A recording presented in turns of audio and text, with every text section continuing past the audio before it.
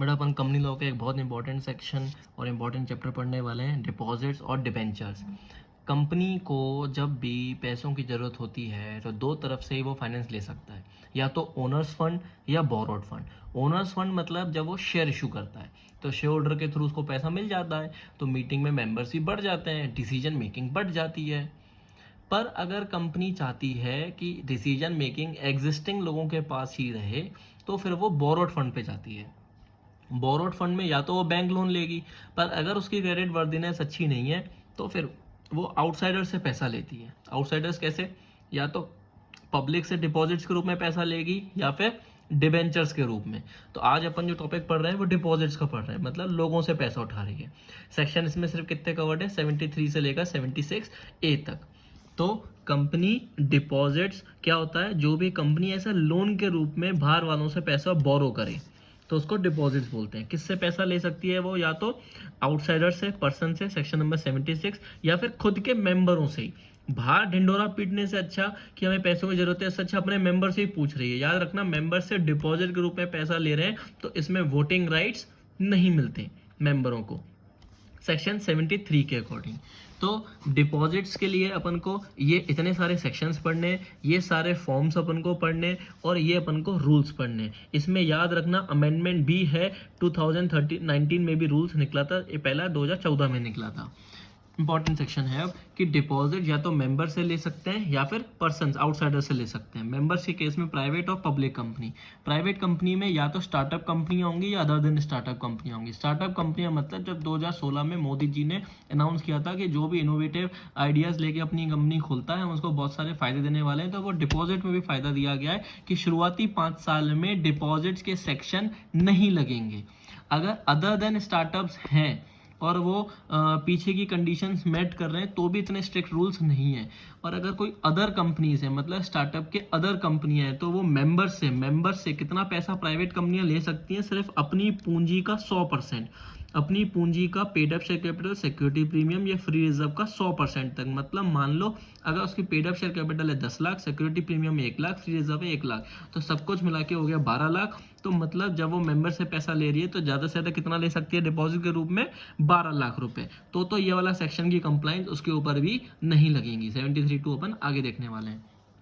Public के case में 3 cases में मैंने डिवाइड कर दिया है। ये वाला केस तुम्हारा पादुका में नहीं दिया हुआ, इसलिए मैंने इसको नोट्स बना के लिख दिया। IFSC पब्लिक कंपनियां मतलब international financial service centre public कंपनियां, international financial service centre public कंपनियां जिनको CG सर्टिफाई कर लेती है। तो ये कितना मेंबर से पैसा ले सकते हैं? वही 100% of pair share capital, security premium, free reserve. इनमें 73(2) की कंप्लाइंस होगी।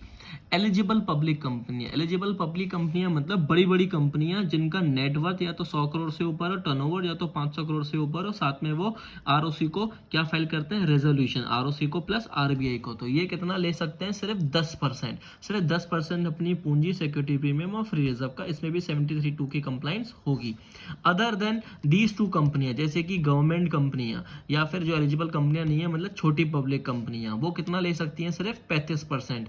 किसका? Paid up share capital, security premium, free reserve वगैरह का। ये बड़ी कंपनियों पे उल्टा लिमिट कम है क्योंकि उनके पास ऑलरेडी इतनी बड़ी कंपनियां और पैसों की जरूरत कहाँ है, और ये बैंक लोन वगैरह पे जा सकती हैं। पर जो छोटी पब्लिक कंपनियां है वो डिपॉजिट के रूप में 35% तक अपनी पूंजी का 35% तक हिस्सा पब्लिक से ले सकती हैं। पर्सन्स में पब्लिक कंपनियां वही जो नेटवर्थ जिनका 100 करोड़ है या फिर टर्नओवर 500 करोड़ है, ये डिपॉजिट्स के रूप में पैसा ले सकते हैं। एलिजिबल कंपनियां ले सकती हैं।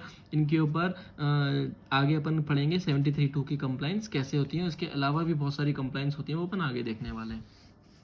किन किन पर डिपॉजिट्स के रूल नहीं लगते? जो एग्जेम्प्टेड है डिपॉजिट के पूरे चैप्टर से, वो है बैंकिंग, NBFC, हाउसिंग फाइनेंस या CG के द्वारा नोटिफाइड कंपनियां। NBFC मतलब नॉन बैंकिंग फाइनेंशियल कंपनियां, जैसे कि रिलायंस बैंक ना होते हुए भी रिलायंस फाइनेंस देती है, टाटा फाइनेंस कंपनियां, टाटा बैंक ना होते हुए भी टाटा फाइनेंस करती हैं। तो वो सब पे बैंकिंग रेगुलेशंस एक्ट या फिर RBI के द्वारा बनाई गई प्रोविजंस एप्लीकेबल होते हैं, उस पर डिपॉजिट्स के प्रोविजन एप्लीकेबल नहीं है। हम भी तो बैंक में डिपॉजिट के रूप में पैसा रख के आते हैं, सेविंग में, फिक्स डिपॉजिट में, तो उसमें कंपनीज एक्ट के 73 से लेकर 76A सेक्शन नहीं लगते। तो जो भी कंपनियां डिपॉजिट के रूप में बाहर वालों से पैसा लेंगी तो उन पे ये 73 से लेकर 76 सेक्शन तक एप्लीकेबल हो जाएगा। पर कुछ कुछ पैसा डिपॉजिट्स में कवर्ड नहीं है। जैसे कि मान लो सरकार से हमें पैसा मिला हुआ है कोई काम करने के लिए, सेंट्रल गवर्नमेंट से हमें पैसा मिला हुआ है, हमने किसी एम्प्लॉय की सैलरी अपने पास डिपॉजिट करके रखी है ताकि वो हमारे पास काम छोड़ के ना जाए। जब 5 साल या 4 साल वो जब पुराना हो जाएगा तब हम उसको वाला पैसा दे देंगे। हमें डेटर ने ऐसा एडवांस दे रखा है कि जब तक हमारा ये काम पूरा हो जाएगा आप ऐसा एडवांस या पैसा रख लो। तो ऐसे सारे जितने भी पैसे हैं जो अपने लायबिलिटी साइड में डिपॉजिट रूप में आ रहे हैं वो हमने डिपॉजिट्स में कवर नहीं करना। इसमें पादुका में आपको लंबी चौड़ी लिस्ट मिल जाएगी, मैंने थोड़ा शॉर्टकट करके लिखा हुआ है, ठीक है, इसको आपको याद करना पड़ेगा। अब जो पीछे अपन ने पढ़ा था 73(2) सेक्शन वो इंपॉर्टेंट है, हमें याद करना है, यही मेन है इस पूरे चैप्टर में। जो भी पब्लिक कंपनियां डिपॉजिट के रूप में पैसा ले रही हैं या फिर प्राइवेट कंपनियां 100% से ऊपर अपनी पूंजी के 100% से ऊपर अगर डिपॉजिट के रूप में पैसा ले लेंगे तो उनको ये 9 पॉइंट की कंप्लाइंस करनी पड़ेगी। पहला पॉइंट में लिखा हुआ है कि उसको सारे टर्म्स एंड कंडीशंस डिपॉजिटर्स को बताना पड़ेगा।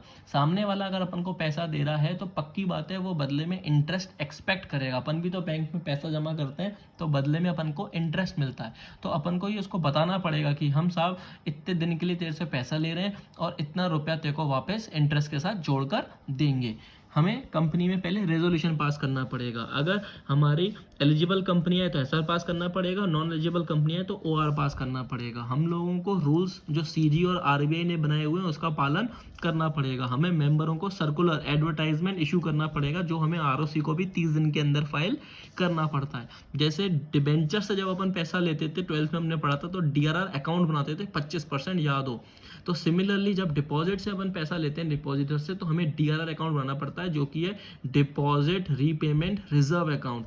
कम से कम कितना 20%, पहले ये 15% था पर 15 अगस्त 2018 में अमेंडमेंट करके इसको कितना कर दिया 20%। मतलब अगर तुमने 1 करोड़ रुपए डिपॉजिट के रूप में पैसा लिया है तो 20 लाख रुपए आपको डीआरआर अकाउंट में शिफ्ट करना पड़ेगा 30 अप्रैल तक। आपको एक पैसा लेने वाला है एक पैसा देने वाला है। मान लो डिपॉजिटर्स 1000 लोग हैं जिन्होंने तुम्हें पैसा दिया है तो कंपनी और डिपॉजिटर्स के बीच में एक तीसरा बंदा आएगा जिसको अपन बोलते हैं ट्रस्टी, जिसका रोल रपाटा क्या रहेगा साहब कि ये ट्रस्टी की जिम्मेदारी है कि कंपनी टाइमली आरओसी को रिटर्न फाइल कर रही है कि नहीं कर रही, जिस पर्पस के लिए डिपॉजिटर से पैसा उठाया है वो पर्पस के लिए पैसा वो यूज़ कर रही है कि नहीं कर रही, सिक्योरिटी जो गिरवी रखी हुई है कहीं उसका मिसयूज़ तो नहीं कर रही है। तो ट्रस्टी ये सब चीज़ें देखने के लिए अपॉइंट किया जाता है ताकि डिपॉजिटर्स का पैसा बर्बाद कंपनी ना कर दे। नई चीज़ इसमें ऐड हो गई है कि अगर डिपॉजिट के रूप में पैसा आ रहा है तो उस डिपॉजिट पे आपको क्या क्रिएट करना पड़ेगा, इंश्योरेंस। कल को अगर कंपनी डूब गई या पैसा नहीं दे पाई तो फिर वो इंश्योरेंस कंपनी डिपॉजिटर्स को पैसा पे करती है। इस इंश्योरेंस का खर्चा पानी कौन उठाता है, कंपनी खुद उठाती है। इस कॉन्ट्रैक्ट का जो भी प्रीमियम का पेमेंट होगा वो कंपनी पे करती है। आपको एक सर्टिफिकेट लेना पड़ता है सीए से कि आपने पिछली बार भी डिपॉजिटर्स को रीपेमेंट करते वक्त या इंटरेस्ट का रीपेमेंट करते वक्त डिफॉल्ट नहीं किया था। आपको जितने भी आपने डिपॉजिटर्स से पैसा लिया है आपको कुछ ना कुछ एसेट्स क्रिएट सिक्योरिटी पे क्रिएट करने पड़ेंगे, उन पे चार्ज क्रिएट करना पड़ेगा। मतलब वो एसेट्स बिना डिपॉजिटर्स से पूछे आप बेच नहीं सकते।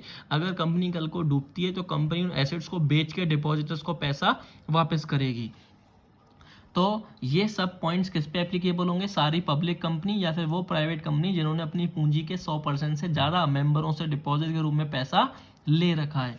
पर अगर प्राइवेट कंपनी 100% से कम पैसा उठाती है तो फिर इतने सारे कंप्लाइंसेस प्रोविजन में से सिर्फ 5 प्रोविजन लगेंगे जो कि है पहला, दूसरा, तीसरा, 6th एंड 9th। पहला वही टर्म समझाना, दूसरा था वही रेजोल्यूशन पास करना, तीसरा था रूल्स कंप्लाई जो सीजी ने बनाया है उसका पालन करना, डिपॉजिट ट्रस्टी को अपॉइंट करना, और 9th था सिक्योरिटी एसेट्स को गिरवी रखना। तो अगर मेंबर से पैसा लिया है तो आपको इतने सारे कंप्लाइंसेस का पालन करना पड़ेगा सेक्शन नंबर 73(2) में।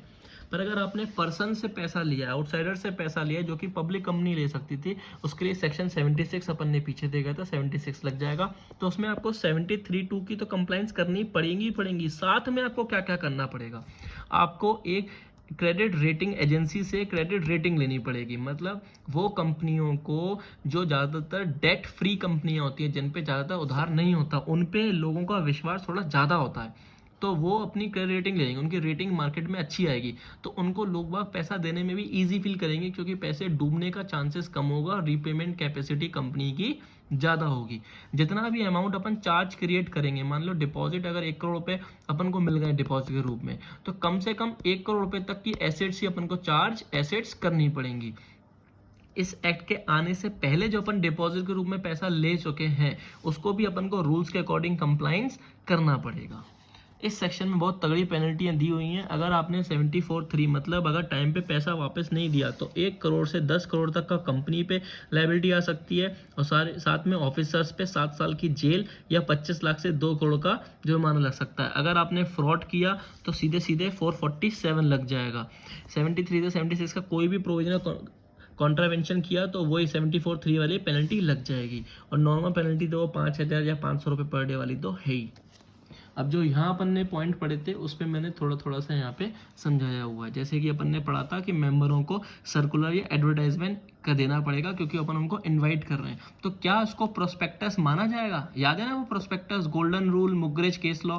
जी हाँ, डीपीटी फंड फॉर्म के अकॉर्डिंग अपन को वो सर्कुलर इशू करना पड़ेगा। इसका पूरा बाकायदा फॉर्मेट है, जिसमें कंपनी को अपनी फाइनेंशियल पोजीशन, क्रेडिट रेटिंग, कितने डिपॉजिटर्स हैं, उनको कितना पैसा भी देना है, ये सारी बातें अपन को इंग्लिश न्यूज़पेपर और लोकल न्यूज़पेपर में निकालना पड़ता है। मेजॉरिटी और डायरेक्टर इसको साइन करते हैं। एडवर्टाइजमेंट का कंटेंट क्या होगा वो भी बोर्ड के थ्रू अप्रूव होता है, ये अपन को आरओसी में भी फाइल करना पड़ता है। जब अपन ने बोर्ड से अप्रूव करवा लिया तो फिर 6 महीने बैलेंस शीट डेट या फिर एजीएम, इन दोनों से जो पहले आ जाए तब तक ही इसकी लाइफ पीरियड है। मतलब अगर आपने ये अप्रूव करवा दिया और 6 महीने से ऊपर हो गई या एजीएम हो गई और अभी तक लोगों से डिपॉजिट के रूप में पैसा नहीं मांगा, तो फिर ये पुराना माना जाएगा। आपको दोबारा ये प्रोसीजर फिर कंप्लाई करवाना पड़ेगा। अगर आपके पास पैसों की अब ज़रूरत नहीं है, आपने डिपॉजिटर से पैसा ले लिया मान लो 2 साल 4 महीने के लिए, पर आपको लग रहा है यार हम तो पेमेंट 1 साल के अंदर ही कर देंगे, तो उसको बोलते हैं प्री मैच्योर रीपेमेंट। मतलब 1 साल में आपने जब पेमेंट वापस कर दिया, तो फिर जो आप उसको इंटरेस्ट रेट दे रहे थे, मान लो मैंने पैसा लिया डिपॉजिट का और मैं 8% इंटरेस्ट देने वाला था, पर अगर मैं तुम्हें पैसा 2.5 साल की जगह 1 साल में ही वापस कर रहा हूँ, तो 8% की जगह वो 7% हो जाएगा, क्योंकि 1% इंटरेस्ट रिड्यूस हो जाएगा प्री मैच्योर रीपेमेंट में। डिपॉजिट इंश्योरेंस अपन ने पढ़ा था, डिपॉजिट इंश्योरेंस करवाना ही पड़ेगा। कल को कंपनी डूब गई तो ये पैसा पूरा कौन देगा? उनको इंश्योरेंस कंपनी। तो जिन का पैसा 20,000 से कम का है, मतलब ए ने पैसा डिपॉजिट के रूप में सिर्फ 5,000 दिया था, तो उसका इंश्योरेंस कवरेज पूरा 5,000 का होगा। पर जिन ने पैसा 20,000 से ऊपर का दिया है, सपोज बी इंसान ने 50,000 रुपये का डिपॉजिट के रूप में पैसा दिया हुआ है, तो उसका इंश्योरेंस अमाउंट मिनिमम 20,000 तो इंश्योरेंस कंपनी कवर करेगी मिनिमम 20,000। तो अगर किसी कारणवश इंश्योरेंस कंपनी से कंपनी का कॉन्ट्रैक्ट टूट जाता है, तो 30 दिन के अंदर कंपनी को नया इंश्योरेंस कंपनी से कॉन्ट्रैक्ट करना पड़ेगा। अगर वो नहीं करती तो 15 दिन में पुराने पूरे डिपॉजिटर का पैसा वापस करना पड़ेगा। अगर नहीं कर पाती तो फिर 15% ब्याज के साथ वापस करना पड़ेगा। सिक्योरिटी जो अपन ने क्रिएट करी थी ना, गिरवी रखी हुई थी, उसका अपन को वैल्यूएशन करवाना पड़ेगा। वो भी किससे? ऐसे सीए से जो कम से कम 10 साल एक्सपीरियंस होल्डर हो। इंटेंजिबल एसेट्स पे चार्ज क्रिएट नहीं होता। डिपॉजिट को अपन को रजिस्टर मेंटेन करना पड़ेगा। डिपॉजिट में जब डिपॉजिट अपन पैसा लेंगे तो रजिस्टर में 7 दिन के अंदर एंट्री कर लेनी चाहिए अपन को। डीपीटी 3 फॉर्म के अकॉर्डिंग अपन को आरओसी को बताना पड़ेगा। ये सब चीज़ें सेक्रेटरी चेक करता है। इस रजिस्टर को अपन को कम से कम 8 साल तक प्रिजर्व करके रखना पड़ेगा। हर साल जून के 30 तारीख को अपन को ये आरओसी को फाइल करना पड़ता है, इसकी चीज़ें बतानी पड़ती हैं। इसमें अमेंडमेंट आया था कि अब सिर्फ जो डिपॉजिट के रूप में पैसा लिया है, सिर्फ वही डिटेल अपन को इन्फॉर्मेशन नहीं देनी है, अपन को वो इन्फॉर्मेशन भी बतानी है जो डिपॉजिट के रूप में कंसिडर नहीं किया गया। जैसे कि ये पैसा अपन बाहर वालों से ही ले रहे थे, लायबिलिटी साइड ही आ रहा था, पर ये डिपॉजिट में कवर्ड नहीं था, तो अब ये इन्फॉर्मेशन भी आपको 2019 से बतानी पड़ेगी। पर ये वाला प्रोविजन गवर्नमेंट कंपनी पे एप्लीकेबल नहीं है। तो अगर ऐसा अमाउंट आपने ले लिया है जो डिपॉजिट में कवर्ड नहीं है पर आउटस्टैंडिंग है, तो ये भी अब आरओसी को बताना पड़ेगा, ताकि फ्रॉड कम हो। क्योंकि बहुत सारे लोग डिपॉजिट के सेक्शन में फंसना नहीं चाहते, तो वो लोग अदर देन डिपॉजिट्स के रूप में पैसा लेते थे ताकि सेक्शन नहीं लगे। तो अब ऐसा नहीं कर पाएंगे वो, क्योंकि आपको अब वाला इन्फॉर्मेशन भी देनी पड़ेगी।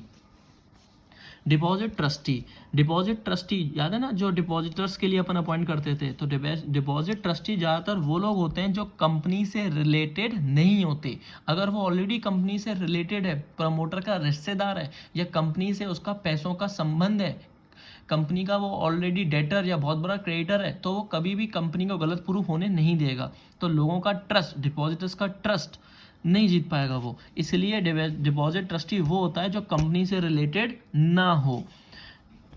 DPT 2 के थ्रू अपन इसको सारी इसमें ट्रस्ट डीड वगैरह फाइल करते हैं अपन। ये जब अपन सर्कुलर इशू करते हैं उससे 7 दिन पहले अपन को डिपॉजिट ट्रस्टी अपॉइंट करना पड़ता है। और अगर डिपॉजिटर्स के 1/10 लोगों ने बोला कि हमें मीटिंग करनी है, तो इन लोगों की मीटिंग फिर डिपॉजिट ट्रस्टी को करवानी पड़ती है। प्लीज़ आप एक बार ये पादुका से सब कुछ पढ़ना, मैं नोट्स की फ़ोटो अच्छे से लेके आपको दे रहा हूँ। इसमें एक टॉपिक है चार्ज, वो मैंने अभी कवर नहीं किया, उसकी मैं सेपरेट वीडियो बनाऊंगा। बाकी डिवेंचर सेम ऐसा ही है, वो आप पढ़ के देखना। कोई डाउट हो तो मेरे से पूछना।